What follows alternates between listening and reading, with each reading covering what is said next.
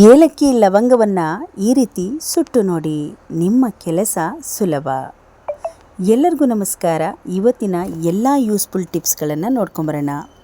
ಏಲಕ್ಕಿ ಲವಂಗವನ್ನು ಈ ರೀತಿ ಚಿಕ್ಕ ಸೌಟಿನಲ್ಲಿ ಸುಟ್ಟು ಬೆಂಕಿ ಥರ ಸುಡಬೇಕು. ನಂತರ ಇದು ತಣ್ಣಗಾದ ಮೇಲೆ ಒಂದು ಕಲ್ಲಲ್ಲಿ ಹಾಕಿ ಕುಟ್ಕೋಬೇಕು. ಈ ಕುಟ್ಟಿರುವ ಮದ್ದು ಹಿಂದಿನ ಕಾಲದ ಒಂದು ಮದ್ದಂತಲೇ ಹೇಳ್ಬೋದು. ವಿಪರೀತ ಕಫ ಎದೆಯಲ್ಲಿ ಕಟ್ಕೊಂಡಿದ್ರೆ, ಕೆಮ್ಮು ಜಾಸ್ತಿ ಆದಾಗ ಕಡಿಮೆನೇ ಆಗಲ್ಲ, ಮೆಡಿಷನ್ಗೂ ಕೂಡ ಬಗ್ಗಲ್ಲ ಅಂದರೆ ಈ ಒಂದು ವಿಧಾನವನ್ನು ಬಳಸ್ಬೋದು. ಈ ಪುಡಿಯನ್ನು ಮತ್ತೆ ಒಂದು ಬೌಲಿಗೆ ಹಾಕಿ ಇದನ್ನು ಸಾಮಾನ್ಯವಾಗಿ ತಕ್ಷಣದಲ್ಲಿ ಮಾಡುವಂಥದ್ದು. ಒಂದು 2 ಸಲ ನಮಗೆ ಬೇಕಾಗುತ್ತೆ ಅಷ್ಟು ಮಾಡ್ಕೊಂಡಿದ್ದೀನಿ ನಾನು. ಒಂದು ಬೌಲ್ ತೊಗೊಂಡಿದ್ದೀನಿ. ಆ ಬೌಲಿಗೆ ಈ ಪೌಡರನ್ನು ಹಾಕಿ ನಂತರ ಇದಕ್ಕೆ 1 ಚಮಚದಷ್ಟು ಜೇನುತುಪ್ಪವನ್ನು ಹಾಕ್ತಾಯಿದ್ದೀನಿ.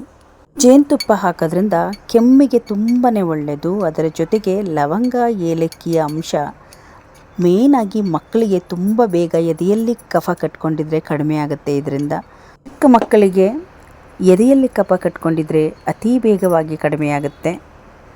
ಇದನ್ನು ರೆಡಿ ಮಾಡಿಟ್ಕೊಂಡ್ರೆ ನಾವು ಒಂದು 2-3 ಸಲ ನಾವು ಇದನ್ನು ಬಳಸ್ಬೋದು.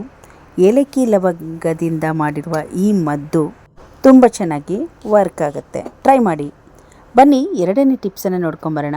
ಸಾಂಬಾರು ಈರುಳ್ಳಿ 2 ಬೆಳ್ಳುಳ್ಳಿ ಎಸಳನ್ನು ಹಾಕಿ ಈ ರೀತಿ ಕಲ್ಲಲ್ಲಿ ಕುಟ್ಟಿ ತರಿತರಿಯಾದ ಪೇಸ್ಟ್ ರೆಡಿ ಮಾಡ್ಕೊಳ್ಳಿ. ಇದು ಕೂಡ ಎದೆಯಲ್ಲಿ ಕಫ ಕಟ್ಕೊಂಡಿದ್ರೆ ಮತ್ತು ಕೆಮ್ಮು ಜಾಸ್ತಿ ಆಗಿದ್ರೆ ಕಡಿಮೆನೇ ಆಗಲ್ಲ ಅಂದರೆ ಇದನ್ನು ತಕ್ಷಣದಲ್ಲೇ ನೀವು ಮಾಡ್ಬೋದು. ಇದನ್ನು ಜೇನುತುಪ್ಪದೊಂದಿಗೆ ಅರ್ಧ ಚಮಚ ಜೇನುತುಪ್ಪದೊಂದಿಗೆ ಈ ರೀತಿ ಮಿಕ್ಸ್ ಮಾಡಿ ಕೊಡೋದ್ರಿಂದ ತಕ್ಷಣದಲ್ಲಿ ನಿಮಗೆ ಎದೆಯಲ್ಲಿ ಕಫ ಕಟ್ಕೊಂಡಿದ್ರೆ ನಿಮಗೆ ಹಾಯ್ ಅನಿಸುತ್ತೆ ಮತ್ತು ಕೆಮ್ಮು ಕೂಡ ಕಡಿಮೆ ಆಗುತ್ತೆ. ಟ್ರೈ ಮಾಡಿ ನೋಡಿ. ಬನ್ನಿ ನೆಕ್ಸ್ಟ್ ಟಿಪ್ಸನ್ನು ನೋಡ್ಕೊಂಬರೋಣ. ಇಲ್ಲಿ ಓಂಕಾಳು ತೊಗೊಂಡಿದ್ದೀನಿ.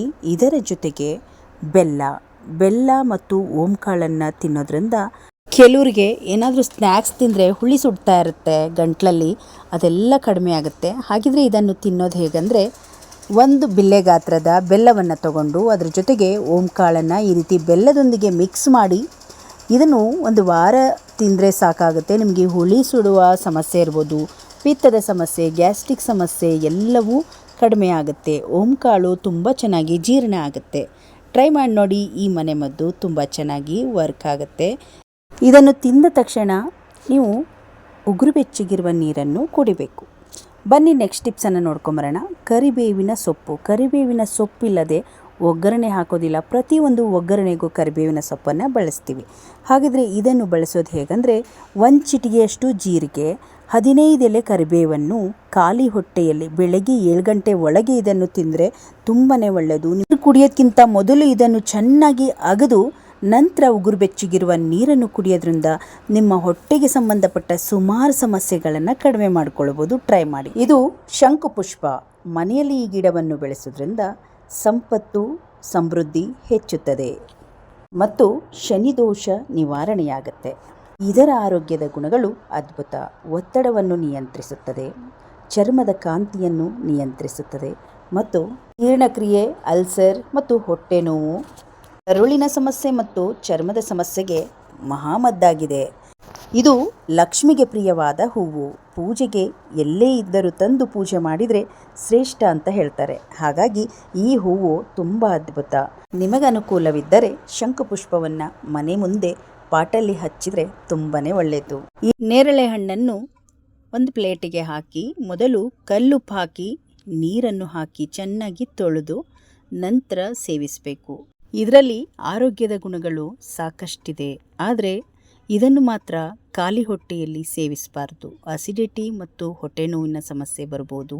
ಹಾಗಾಗಿ ಊಟ ಸೇವಿಸಿದ ನಂತರ ಈ ಹಣ್ಣನ್ನು ತಿನ್ನುವುದು ಒಳ್ಳೆಯದು.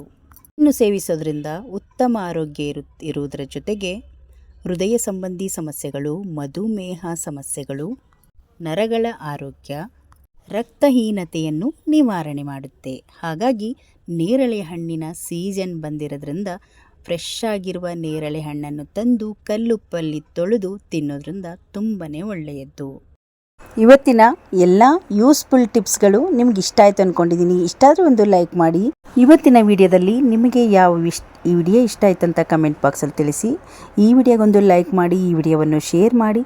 ಇನ್ನಷ್ಟು ವಿಡಿಯೋಗಳಿಗಾಗಿ ನಮ್ಮ ಚಾನಲನ್ನು ಸಬ್ಸ್ಕ್ರೈಬ್ ಮಾಡಿಕೊಳ್ಳಿ.